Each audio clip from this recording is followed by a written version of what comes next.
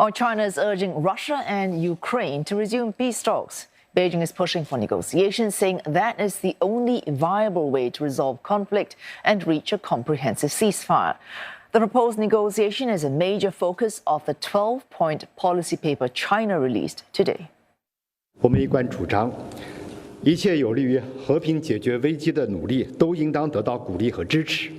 中方愿在关于政治解决乌克兰危机的中国立场文件基础上，继续同国际社会一道，为政治解决乌克兰危机发挥建设性作用。 Other key points: Beijing's rejection of unilateral sanctions not authorised by the UN Security Council.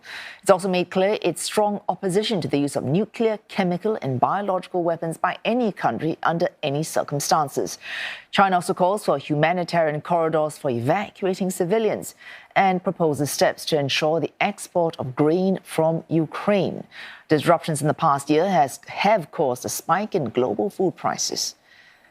And for more, we're joined by Lo Minmin live for us from Shanghai. Minmin, there has been skepticism, but can Beijing do much to bring warring parties together to agree on any kind of ceasefire?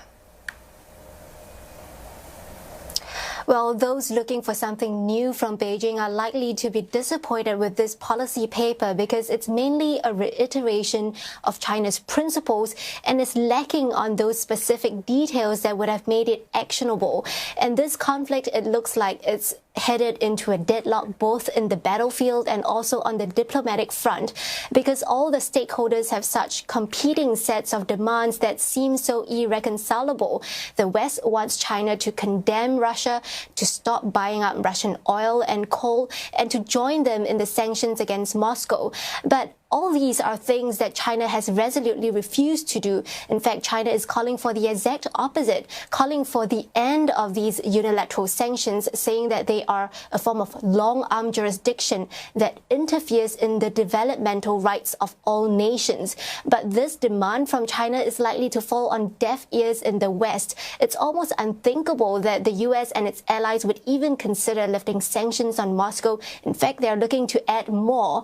And the Ukrainians, on the other hand, they have their own demands for the Russian troops to pull out from their territory, while the Russians will likely want some form of NATO guarantee on the non-expansion of NATO. So all of these clashing demands, it just looks like there is no easy way out. Well, thank you for that. Lo Minmin reporting live just there from Shanghai.